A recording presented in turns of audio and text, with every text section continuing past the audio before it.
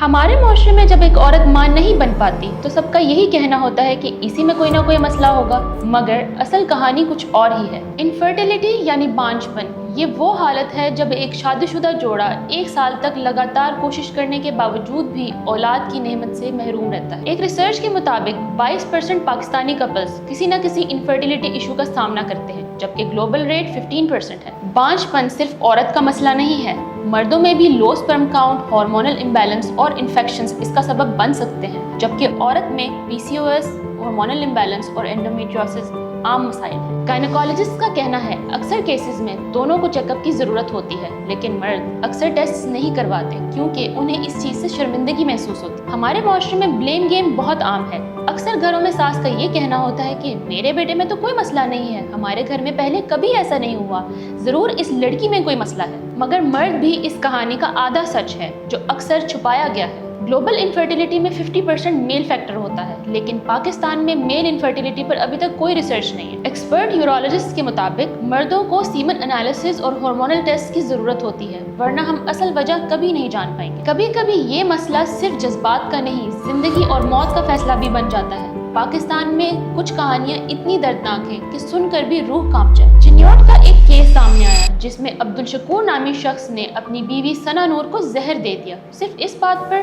कि वो मां नहीं बन सकी। ये जहर एक जाली डॉक्टर से लिया गया था जो उसकी किडनी फेलियर का सबब बन गया। एक और केस में भावल नगर की फरजाना परवीन के शौहर ने उसको एसिड से जला डाला।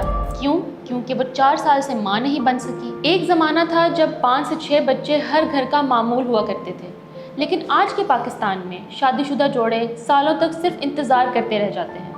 तो सवाल ये उठता है कि आखिर ये इनफर्टिलिटी इतनी तेज़ी से बढ़ क्यों रही है? आजकल की नस्ल एजुकेशन, करियर और स्टेबिलिटी के चक्कर में शादी जैसे अहम फैसले को नज़रअंदाज कर देते हैं। लेकिन इंसानी जिस्म का भी एक बायोलॉजिकल टाइम होता है। जब तक हम शादी के लिए खुद को तैयार करते हैं, ये वक्त निकल चुका होता है। प्रोसेस्ड फूड्स, एनर्जी ड्रिंक्स का इस्तेमाल और हमारी बेतरतीब जिंदगी ना सिर्फ हमारी सेहत पर असर कर रहे हैं, बल्कि हमारी नस्लों के मुस्तकबिल को भी तबाह कर रहे हैं। ओबेसिटी, डायबिटीज़ और हार्मोनल इम्बैलेंस फर्टिलिटी के खिलाफ जहर बन चुके हैं। मर्दों में लो स्पर्म काउंट की बड़ी वजह स्मोकिंग और नशा भी है। ये आदतें DNA damage, low sperm motility और इनफर्टिलिटी का सबब बन रही हैं। पाकिस्तान में कज़न मैरिजेस बहुत आम हैं, लेकिन क्या आप जानते हैं कि जेनेटिक म्यूटेशंस की वजह से शादीशुदा जोड़ों में फर्टिलिटी प्रॉब्लम्स और बर्थ डिफेक्ट्स के चांसेस बढ़ जाते हैं। लेकिन इन सब मसाइल का इलाज मुमकिन है। पाकिस्तान में IVF, IUI या हार्मोनल ट्रीटमेंट्स जैसे रास्ते मौजूद हैं। तो मसला किसी एक का नहीं है, बल्कि दोनों का है। आज वक्त है कि हम ब्लेम गेम बंद करें, मेडिकल साइंस पर भरोसा करें